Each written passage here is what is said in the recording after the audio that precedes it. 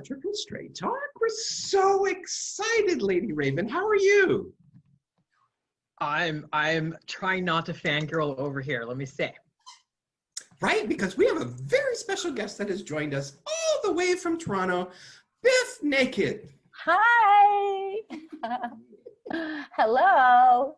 How are you, BIF? I am excellent. I'm excellent. I'm just totally excited to be coming to North Bay. I cannot hardly wait. That's right, you are. You're coming for North Bay Pride. I am. If I'm not mistaken, you were very quick to say yes. Why was that? Because I would love to be there. I mean, you know, celebrating Pride is something that I think that every community needs to, I guess, marvel in. They need to really rejoice in that. Just the fact that they're able to have a Pride anywhere is amazing, because we need to celebrate ourselves, our diverse communities, and we need to bring in the larger community and, you know, kind of share the love. And I love it. I love Prides. We play a lot of Prides. We played Saskatoon Pride, Ottawa Pride, Toronto Pride, Vancouver Pride. I mean, anywhere that I can, I always want to be involved. Okay, Lady Raven, jump at it. I'll just sit over. You're an absolute inspiration for so many people. I love the fact that you're an advocate for a lot of groups, a lot of like the I don't want to say minority groups per se, but you're just a huge advocate. I'm not done, bad me. I'm currently reading Ibificus, and it's like, it's mind-blowing the amount of stuff you've gone through, and that you're like, here. You know, like you're such an empowering. I've gone through it. Well, you know, and I think that we're all basically the same generation. You know, Generation X kids. You know, yeah. we've all grown up. We went through the 90s, 80s, and 90s, and you know, 70s childhoods. And I have to laugh the older I get at how remarkable our generation is. How many firsts we had. How many challenges we face, and face them down. You know, before these days, which are, I don't know, it's hard to explain how I feel exactly. But I kind of feel not smug, but I feel like we've all really survived, you know? I think we're like the stronger, like I feel the same way. Like I look at a lot of these new, like the newer generations, and like they're whining over a lot of stuff, and I'm like, oh honey.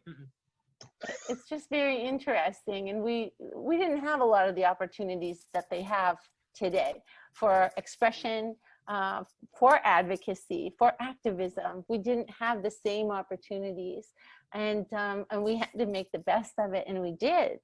I guess every generation says that. I mean, I'm sure my mother, who is 80, says the same thing about her generation. But I just feel like my story in my book, for example, I feel like it's not that remarkable compared to some of my friends and family and chosen family.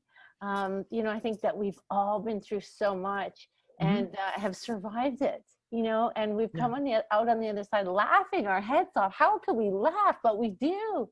Because it's funny, and we're all self-deprecating, and we make fun of ourselves, and partly that for our generation is a coping technique. Yeah, and absolutely. I think that it was successful. My book came out in 2016, but I finished writing it in 2013. And I feel now, obviously, like we all do, like I'm a different person than I was 6-7 years ago. Yeah.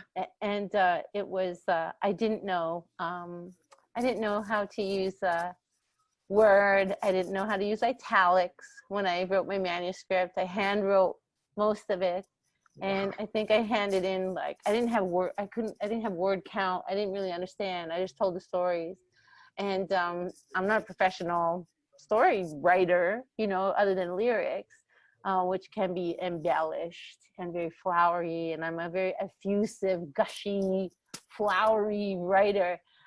So the book had to be edited a lot, and Jim Gifford was the editor at HarperCollins, and he whittled it down from about 200,000 words to 50.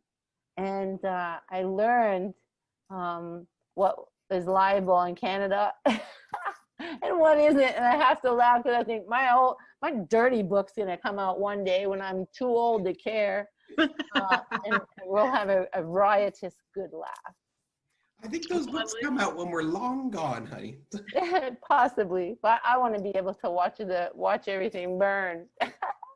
Well, like I said, like I've been reading the book, and then like I mean, everybody has a story. I get it. I relate to your story though, and I mean, there's like snippets that you'll put in where it's like the humor. I do comedy, and I'm like, oh, this is great because this is like why I do comedy is like to kind of process my crap, right? Yes.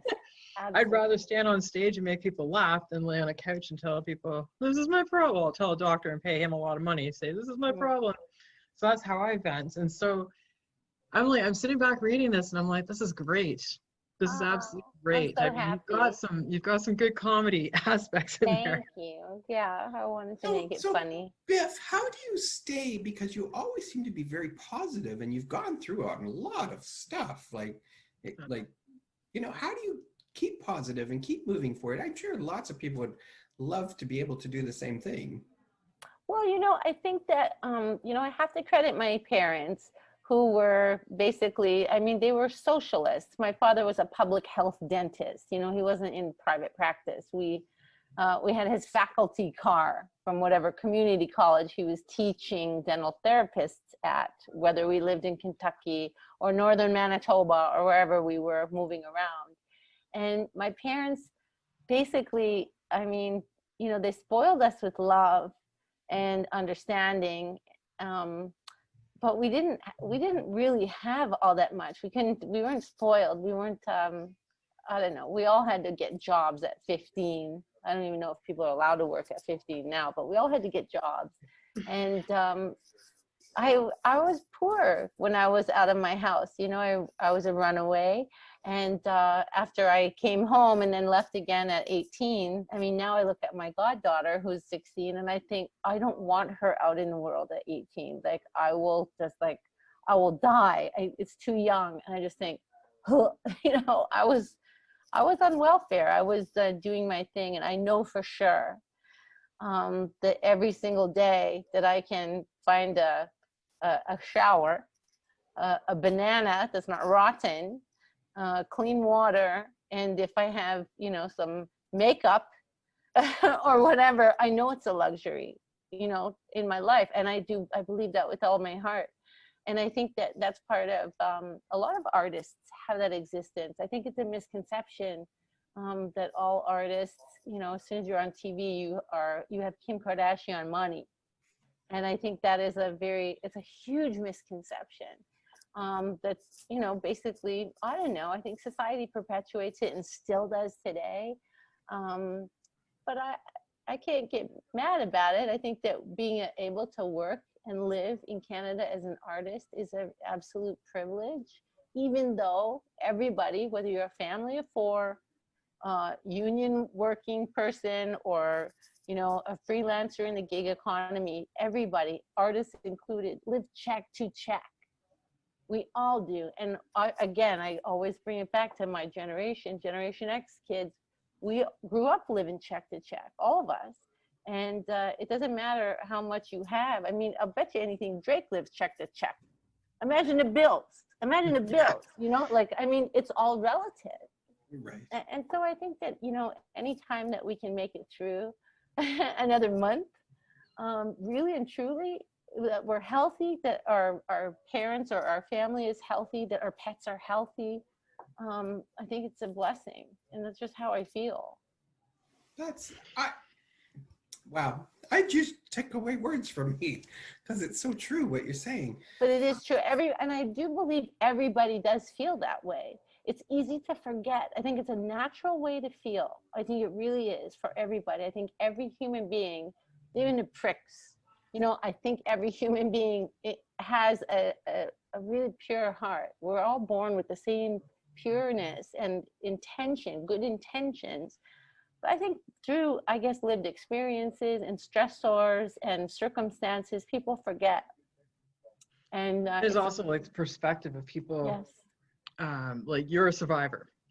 you've got the mindset, I'm a survivor, so you don't take things for granted. And then you've got, unfortunately, you've got some other people that might, like, the world owes me, that they're the victim, right? There's two different, I feel that's, it's a challenge. But you're a survivor, Biff, and that's where your inspiration comes from, and that's your driving force that inspires so many other people. Well, I'm sure I could say same thing about you guys. And I don't know. I think that when I was young, I read a research book called Angry Women. And it was the first time that I had read some of those writers, Annie Sprinkle, Bell Hooks, some of these writers. And at the time, I was dealing with having a sexually traumatic adolescence. And they were so funny. They were so funny in some of their writing. Some of it was very serious and somber and very reaffirming. But Annie Sprinkle was so funny. It was so funny to me that you could be a performance artist and have a speculum on the stage, you know, and show people your cervix, invite the audience to come and look at. And I was like, that blew my mind. And I thought, that's funny, you know, even though it was like sweet in its intention. And I just think that, you know, when you are a survivor, whether it is from adolescent misadventures or sexual abuse or any kind of bullying, or even, you know, later in life as an adult, if you do survive things that are traumatic, you know, I always read that you can go one way or the other way. You can, you know, be almost overcompensating with your lovey-doveyness, which is definitely the way I went. I've been engaged 13 times, that's all I'm gonna say. Or you can go the other way, where you are a victim and you are always gonna carry that hurt with you, and you're gonna bear that pain forever. And I think it doesn't have to be that way for people. Biff, do you remember in Vancouver, Molson, Indy, you're hit the Spaceman at the time, and you actually performed, and I was actually there. I looked a little younger though. Oh, so did I. It was one of my most iconic moments because the song had so many meanings in it, it seemed like to me. Absolutely. It's Calgon, Take Me Away. You know, really, that's the theme. You know, Spaceman is about being rescued. And I think that a lot of us still believe that we're going to be rescued, whether it is, you know, basically an unconscious or subconscious wish, or if you're an artist, it's like every single year, it doesn't matter how old you get or how long you've been an artist, no matter how successful you are or still struggling, you are always still waiting to be discovered. It is the weirdest thing. I'm like, how can we think this? What do we think? What are we, Marilyn Monroe? Like, how can we actually rationalize this? And I think that with Molson Indy is a perfect example. At that time, and playing Spaceman, I was always nervous. I was always nervous. I always felt inadequate. I suffered greatly from stage fright. And it was actually a serendipitous time.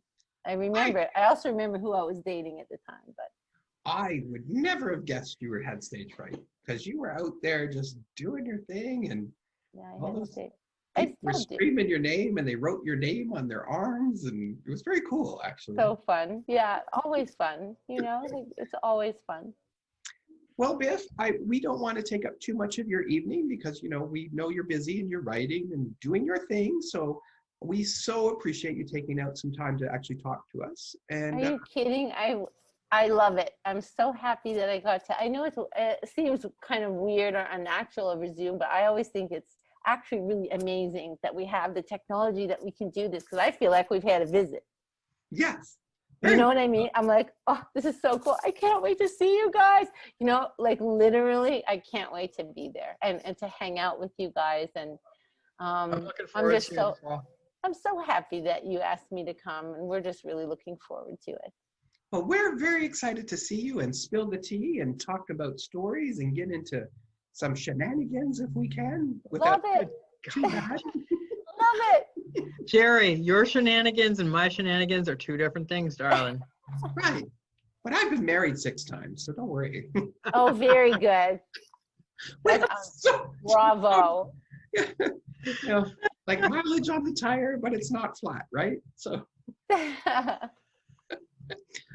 all right. Well, we're going to let you go. Thank you so much, Biff. And we look so forward to seeing you in a few weeks. Me too. I can't wait. Bye, guys.